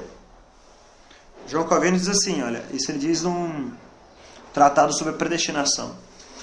Provas do amor de Deus por toda a raça humana existem e são numerosas, são inumeráveis, as quais demonstram a ingratidão daqueles que perecem ou se perdem. Entendeu? Então fica bem claro isso. Ficou claro para os irmãos a resposta da objeção deles? A resposta é, sim, é isso mesmo. Deus concede bênçãos para eles, vão ser julgados por causa disso, vão ser julgados exatamente porque são bênçãos verdadeiras. Porque é uma benevolência verdadeira. Certo? Deus. Oi, pode falar. No caso disso que você está falando, as bênçãos que Deus concedeu a eles só vão ser transformadas em maldição. Só no dia do juízo. No dia do juízo. Entendi. Exatamente, no dia do juízo. Você não pode dizer hoje, assim, Deus concedeu lá algo bom para o ímpio, saúde, não sei, não importa o que for. E falar para ele, isso em si é uma maldição. Isso não é verdade. Em si, não. Agora, por causa da ingratidão dele, vai se tornar assim, com certeza. Agora, aquele texto lá de Malaquias, que Deus fala para os sacerdotes, que a questão da... e amaldiçoarei vossas bênçãos, e também já as tenho amaldiçoado. Sim, cadê? Malaquias 2, verso 1. 2. Cadê? Então, aqui é bênção, eu creio em outro sentido. Por quê? Veja só. Ele está falando do sacerdote, certo? Se não ouvirdes, se não propuserdes no vosso coração, da honra ao meu nome, são os sacerdotes. Diz o Senhor dos Exércitos: enviarei a maldição contra vós e amaldiçoarei as vossas bênçãos. Então, bem, eu creio que em primeiro lugar, o sacerdote abençoava o povo. Entendeu? A bênção nesse sentido, sabe? Abençoar o povo. O sacerdote abençoar o povo, então a bênção dele, Deus ia transformar em maldição, certo? Mas também pode talvez ser aplicado nesse sentido. É uma bênção, algo bom, por exemplo, ser sacerdote é uma bênção de Deus. Ter aquele privilégio de estar lá é uma bênção de Deus. Estar na frente do povo fazendo aquilo é uma bênção de Deus. E Deus iria o quê? Transformar isso num juízo ainda maior, uma maldição. Com certeza. Então isso sim. Como os pregadores hoje, os falsos pregadores do evangelho também hoje. Entendeu? Nesse sentido, a bênção não foi transformada em maldição somente no juízo. Foi já desde agora. Sim, num certo sentido, sim. Momento, quer dizer. No caso assim, quando ele está amaldiçoando, usando ele para amaldiçoar o povo, entendeu? Nesse sentido. Mas não é que a bênção de Deus, algo bom que Deus faz, em si transformou em maldição. Você entendeu? Mas eu vou ler aqui o texto que o Fábio está pedindo para ler, 2 Pedro, né? 2, verso 1. Isso. Pedro fala assim, e também houve entre o povo falsos profetas, como entre vós haverá também falsos doutores, que introduzirão encobertamente heresias de perdição, e negarão o Senhor que os resgatou, trazendo sobre si mesmos repentina perdição. E muitos seguirão as suas soluções, pelos quais será blasfemado o caminho da verdade. Então a mesma coisa que são sacerdotes, em certo sentido, né? Profetas ou pregadores, que negarão o Senhor que os resgatou. Então usarão as bênçãos de Deus, em certo sentido. Exatamente. Que bênçãos de Deus, em que sentido? A palavra de Deus, tudo isso. E vai ser transformado em maldição contra eles. Eu citei esse texto porque essa semana eu respondi uma pessoa que estava questionando esse texto acerca da expiação universal. Ele está falando, o Senhor o resgatou. Então Cristo morreu pelos falsos profetas também? Tá, entendi. Aí fui na fonte, né, Joe Owen, porque Cristo morreu, ele fala, a palavra Senhor aí não é a palavra Kyrios aplicada a Cristo. Então quer dizer, esse texto não tem nada a ver com expiação. Qual é a palavra então, que vem no grego? É a palavra que significa apontada para Deus, como Deus Pai, como mestre, como dono da humanidade, nesse sentido. Certo. E aí a palavra resgatou também, normalmente, quando é aplicada ao resgate de Cristo, resgatou pelo seu sangue, comprou por um alto preço, e aí não fala, ele só fala de resgatou, no sentido de preservação. Então Deus preserva esses homens. É verdade, a palavra que não é Kyrios, é despotis no grego. Então, não é Senhor. Não é Kyrios. E no próprio texto tem mais 3 vezes que repete a palavra Senhor, e aí é usada para Cristo. E Senhor no sentido geral, Deus no sentido geral. Não é Senhor, Salvador. E resgate é no sentido de preservação e não de expiação. Entendi. São os apóstatas também, né? Entendi. Exatamente. Bem colocado. Sacerdote, você estava dando um exemplo aí. É bem colocado, a mesma coisa pode ser aplicada ao sacerdote. Malaquias 2 pode se aplicar a mesma coisa, entendeu? Porque aqui eles são amaldiçoados, né? Verso 20 depois, por aí. Verso 20, Porque se depois de terem escapado das corrupções do mundo, pelos conhecimentos do Senhor e Salvador Jesus Cristo, foram outra vez envolvidos nelas e vencidos, tornou-lhes o último estado pior do que o primeiro. É igual a Hebreus 6 lá, né? É a apostasia mesmo. Então aqui o Malaquias 2 está relacionado, entendeu? Então as bênçãos são bênçãos por si só, mas Deus pode transformar em maldição, sim. É isso que Deus vai fazer com o ímpio. Mas você não pode dizer assim, por exemplo, o profeta, o falso profeta aqui, ou o sacerdote mesmo, que é falso, que é, por exemplo, a bênção de ter a palavra de Deus. Não é bênção de fato, é uma bênção, sim. Mas Deus pode transformar isso em juízo. O falso profeta, seitas, podem usar uma bênção de Deus, a própria palavra de Deus, é isso que eles fazem, né? Usam, para distorcer, e isso vai voltar para eles, contra eles como maldição. Então, nesse sentido, sim, Deus amaldiçoa as bênçãos dele, nesse sentido. mas ainda assim, fora deles ainda é bênção em si. Mesma coisa com ímpios de modo geral. Então, voltando aqui ao nosso último ponto. A condenação de Deus, o juízo de Deus contra o ímpio, ele aumenta exatamente por causa da ingratidão. Exatamente porque são ingratos e maus, não lhe deram graças e assim por diante. Então, isso não exclui o fato de ser uma bênção verdadeira, pelo contrário, confirma, entendeu? Que a bênção é verdadeira, que a benevolência de Deus, ela é de fato verdadeira. Certo? Então, isso aqui é a questão da benevolência de Deus, esse ponto. Então, resumindo, então, ela é geral para todos e ela é exemplificada, então, nas coisas que nós vemos no mundo. A restrição de Deus, Deus restringiu o pecado, Deus restringiu o mal, a paciência de Deus, a benignidade de Deus. Então, tudo isso é uma benevolência geral de Deus para com os seres humanos, quer sejam eleitos ou não. Agora nós vamos para o próximo ponto, o último ponto de hoje. A livre oferta do Evangelho e o amor ao próximo. Isso aqui é muito importante. A livre oferta do Evangelho relacionada com o amor ao próximo. Dois pontos importantes. Primeiro, dentro desse ponto, nosso dever de amar o próximo. Nós temos o dever de amar o próximo. É que algum cristão duvida disso nas Escrituras? Pelas Escrituras? Eu creio que não. Vamos abrir lá a palavra de Deus. Mateus capítulo 5. Apenas repetindo, o amor, a questão do amor de Deus, eu pretendo falar depois, que vai bem mais difícil, tá? Então eu sei que esse ponto pode gerar essa dúvida em você, na sua mente, então espere um pouco, vou falar isso depois, talvez no próximo domingo, se Deus permitir, tá? A questão do amor de Deus. Agora o nosso dever de amar o próximo, certo? A livre oferta do Evangelho está relacionado ao nosso dever de amar ao próximo. Então nós somos ordenados a amar o nosso próximo como a nós mesmos.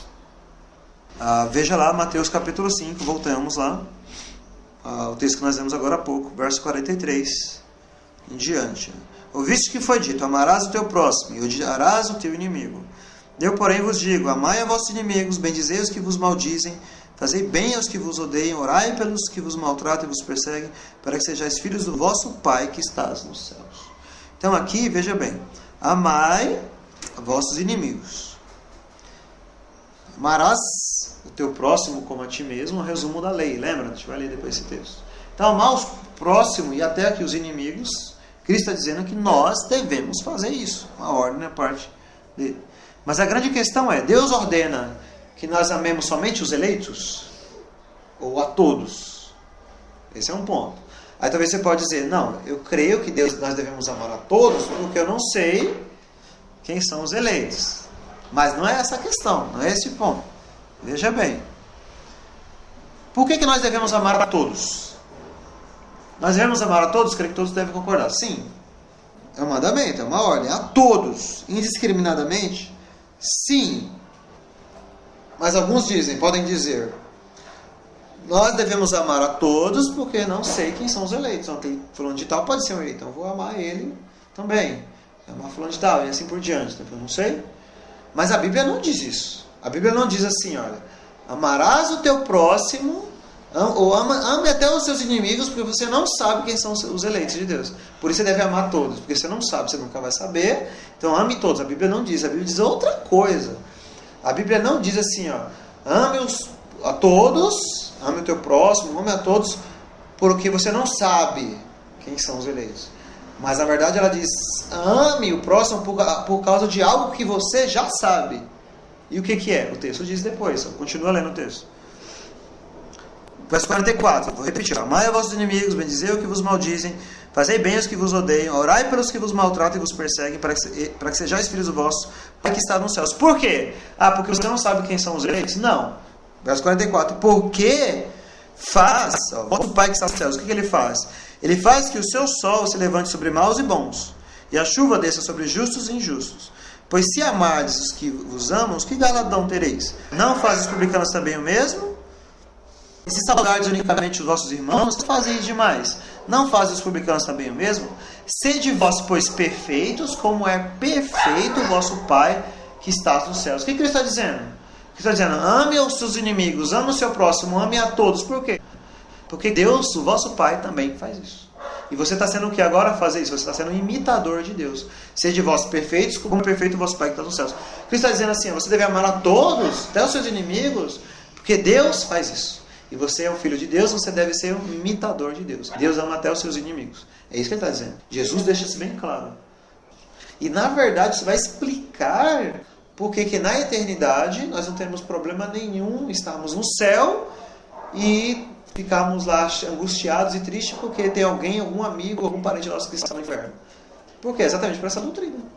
Porque lá nós seremos perfeitamente imitadores de Deus. Vamos só amar aquilo que Deus ama no céu. No céu Deus só ama o seu povo, só os eleitos, só quem estará no céu. Este amor para com os ímpios é apenas temporário. Apenas para esta vida. Então lá no céu, você vai amar somente o que Deus ama. Perfeitamente, sem pecado, sem nada. Você não vai ficar preocupado, angustiado as pessoas que estarão no inferno. Então é o mesmo motivo aqui na terra. Você ama a todos porque Deus demonstra o seu amor. E é por isso que você deve demonstrar também o seu amor. Porque você é filho de Deus, é imitador de Deus, como já falamos. Efésios capítulo 5, verso 1. Sejam, pois, imitadores de Deus. Certo? Então, a livre oferta do Evangelho diz isso. Agora nós vamos dizer, com isso tem uma outra implicação. Presta atenção na implicação que essa coisa, isso que eu falei agora, esse ponto que eu destaquei agora, tem para nós. Olha a implicação. Segundo o Herman Rothman, Deus não faz isso, certo?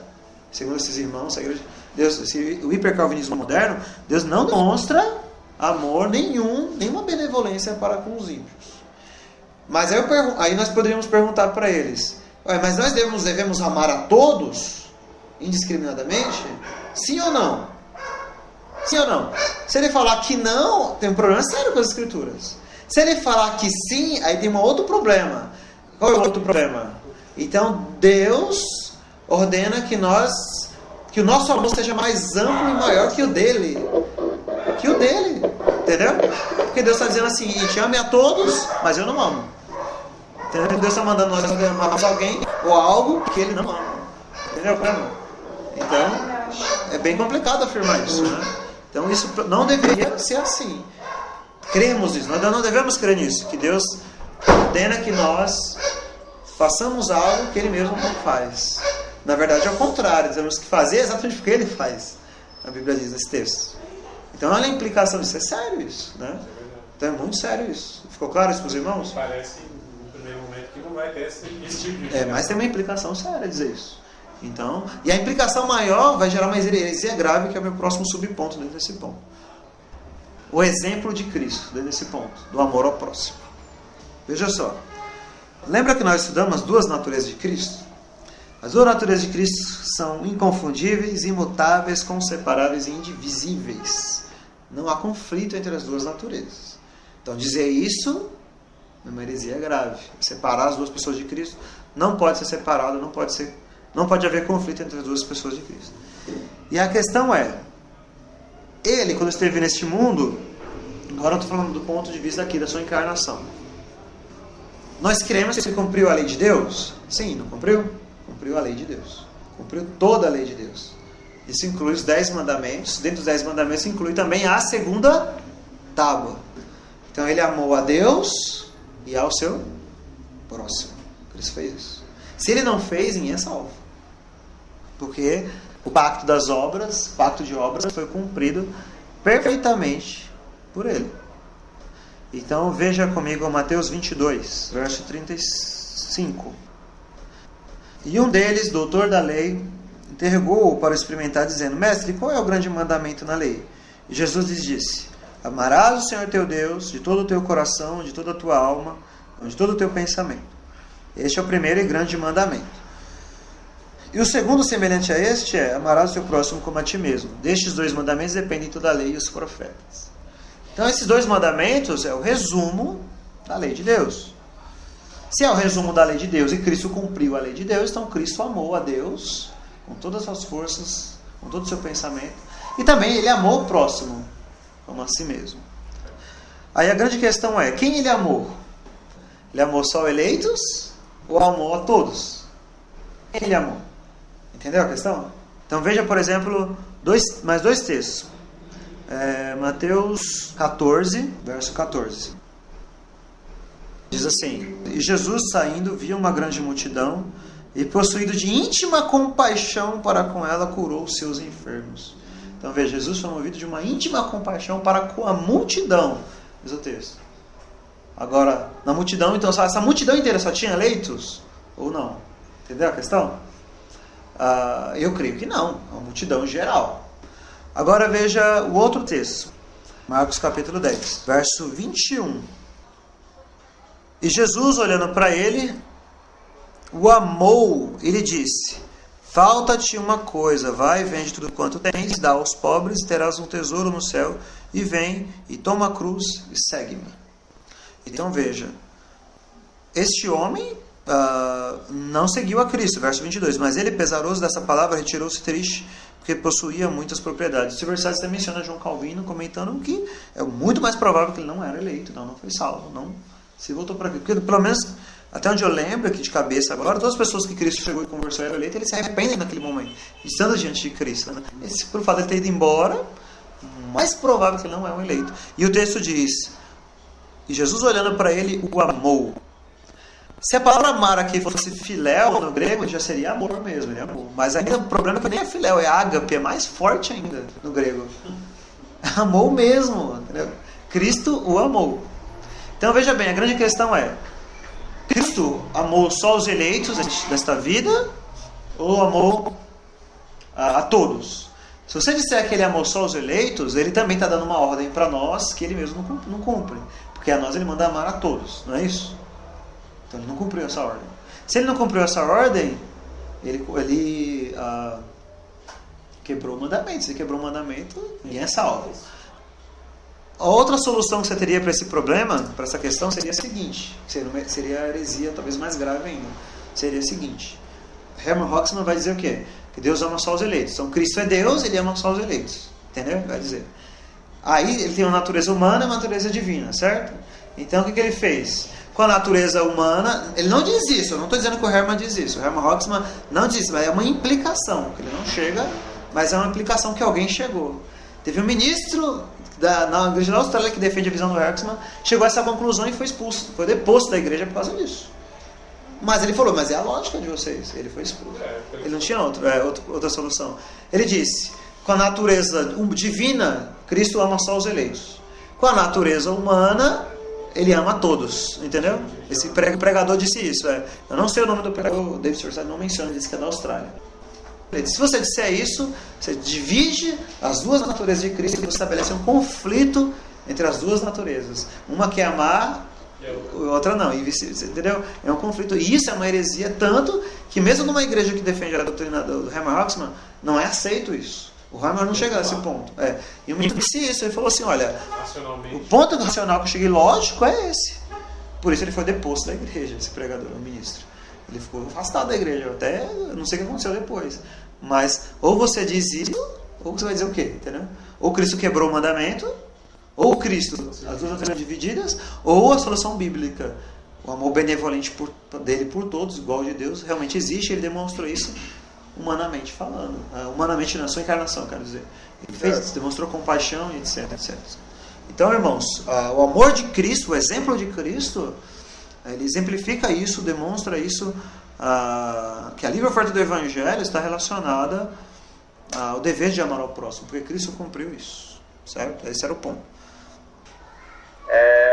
Pelo que eu entendi, que você explicou, realmente Cristo amou a todos, indistintamente, indiscriminadamente, tanto eleitos como não eleitos. É isso? Isso. Ok. Baseado nesse entendimento, então eu posso dizer o seguinte, que Cristo, por amar os eleitos, os elegeu, e por amar os ímpios, não os elegeu. Então, por amor, eles não elegeu os ímpios? Não, o amor relacionado aos ímpios é apenas temporal, apenas para essa vida, se refere apenas à benevolência geral de Deus. Okay. Só isso. Ou seja, não entra o ponto do decreto de Deus aqui, o decreto eterno de Deus. Não, já entendi. É certo dizer então que é uma forma de amor diferente? Sim. Assim? Então existe a diferença entre o amor? Sim.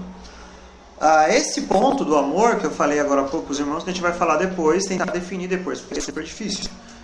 difícil para nós mesmos aqui, não só em relação a Deus, mas a nós. Então o amor de Deus, assim como o nosso amor, então o amor que você sente pela esposa, pelo irmão em Cristo é diferente. O amor que você tem que sentir pela sua esposa e pela irmã em Cristo não tem que ser diferente? Senão você vai estar pecando. O amor pelos seus filhos é diferente. Entendeu? O amor que você sente pelos irmãos em Cristo, pela irmã em Cristo, pela esposa, pelos filhos, pela família, pelas pessoas de um modo geral, tem graus diferentes. E tem formas diferentes. Isso é claro pela experiência. O amor, Francis Torrenti dá uma explicação bem interessante. Então, os termos gregos lá para explicar que ele criou. Então, a gente pode dizer a diferença. O amor de Deus pela criatura é uma coisa, o amor de Deus pelo não eleito é outra, o amor de Deus pelo eleito é outro. Entendeu? São diferentes, ele fala. O amor de Deus pelo não eleito, ele é apenas temporal, apenas do ponto de vista da benevolência de Deus, geral e comum apenas. Não é um amor eterno. O amor por eleito é um amor eterno. Lembra de Jeremias? Amor eterno eu te amei. Então, esse não é o amor pelo não eleito, de maneira alguma. Não é. Na eternidade, de eternidade a eternidade, Deus ama os eleitos, mas os réprobos não. Então, o amor de Deus, o amor de Cristo, de Deus mesmo, da divindade, da trindade, pelos não eleitos, é apenas comum, é apenas geral, apenas para essa vida e apenas é benevolente. Por que eu estou dizendo apenas benevolente? Porque ele não é complacente. Certo? Não é o amor complacente. O que é complacente? Deus disse para Cristo: Tu és o meu filho amado e em ti eu me comprazo. Ou seja, o amor de Deus pelo não eleito não é complacente. Do ponto de vista da complacência de Deus, Deus apenas odeia o ímpio. Entendeu? Porém, esse ódio pelo ímpio, ele também tem graus diferentes. Assim como o amor pelo eleito também tem graus diferentes. Entendeu a questão? Como é complexa? Então, por exemplo, se você puder diferenciar aí na sua mente, amor eterno e complacente, é só pelos eleitos. O amor benevolente temporário pelos não eleitos. Certo? Então, define assim na sua mente. Certo? Então, na eternidade, Deus não vai amar os não eleitos, de maneira alguma. Só os eleitos. Então, ele é eterno só para os eleitos. Ele é complacente. Deus vai ter prazer nos eleitos na eternidade. Agora, o amor de Deus benevolente é para o ímpio, no sentido do quê? Que ele derrama suas bênçãos sobre os ímpios. Ele é temporário, é somente para essa vida. Não é complacente nem é eterno. Entendeu? Você consegue diferenciar essas duas coisas? Qual a diferença? Porém, se você pegar o ódio agora de Deus pelos não eleitos, qual é o ódio de Deus pelos não eleitos? O ódio de Deus é do ponto de vista da complacência de Deus. Deus não tem prazer nenhum no ímpio. Porém, se você pegar os ímpios, Deus demonstra ódios diferentes dependendo do ímpio. Tem graus diferentes. A Bíblia diz isso. Deus abomina e odeia o sanguinário e o fraudulento, diz a Bíblia, lembra? Nem todo ímpio é sanguinário. Mas ainda assim está sob o ódio de Deus. Mas ele odeia mais isso. Lembra Provérbios 6? As 6 coisas que Deus abomina, 6 coisas que Deus odeia, a 7ª ele abomina. Então a 7ª ele odeia mais que as outras. Ou seja, entre os ímpios, há ímpios que são muito mais odiosos para Deus do que outros. Apesar de todos estar sobre a ira de Deus. E dentro dos eleitos a mesma coisa. Há eleitos que têm muito mais amor da parte de Deus do que outros eleitos. João é o apóstolo amado, por exemplo. A Bíblia diz, Daniel, o profeta, do qual Deus diz, és muito amado por Deus. O anjo diz isso para ele, né? Jonathan Edwards fala isso no seu sermão sobre o céu. O amor de Deus pelos eleitos de um para um eleito para o outro é diferente. Quando eu li a primeira vez, eu fiquei escandalizado. Como assim? Achando que o amor de Deus era tudo normal. Não é a mesma coisa com o filho. Então veja bem, isso tem a ver com a nossa vida cristã em prática. A obediência agrada a Deus, não agrada a Deus? E o filho mais obediente a Deus, assim como o pai tem 2 filhos, o mais obediente não vai te agradar mais, então o filho obediente agrada mais a Deus. Então, desse ponto de vista, então há um prazer maior em Deus. E aquele filho, mesmo eleito, que peca, que erra mais, Deus o ama, claro, salvificamente, tá? Mas Deus não tem o mesmo prazer que ele tem na vida daquele que é mais obediente. E assim por diante. Entendeu como é complexo? É uma questão super complexa que a gente vai falar mais depois, especificamente. Dá para aplicar esse mesmo raciocínio na questão do ódio ao ímpio? Se o amor pelos eleitos é eterno, o ódio pelo ímpio também é eterno? Exatamente. Do ponto de vista da eternidade, sim. Porque quando você está falando de eternidade, você tem que deixar o tempo de lado. Se é que é possível fazer isso. É eternidade, está falando de eternidade a eternidade. Esquece aqui o mundo, o tempo. Desse ponto de vista, é só os eleitos são amados por Deus eternamente. Aí eu faço uma outra pergunta para vocês. E os eleitos? Os eleitos, só os eleitos.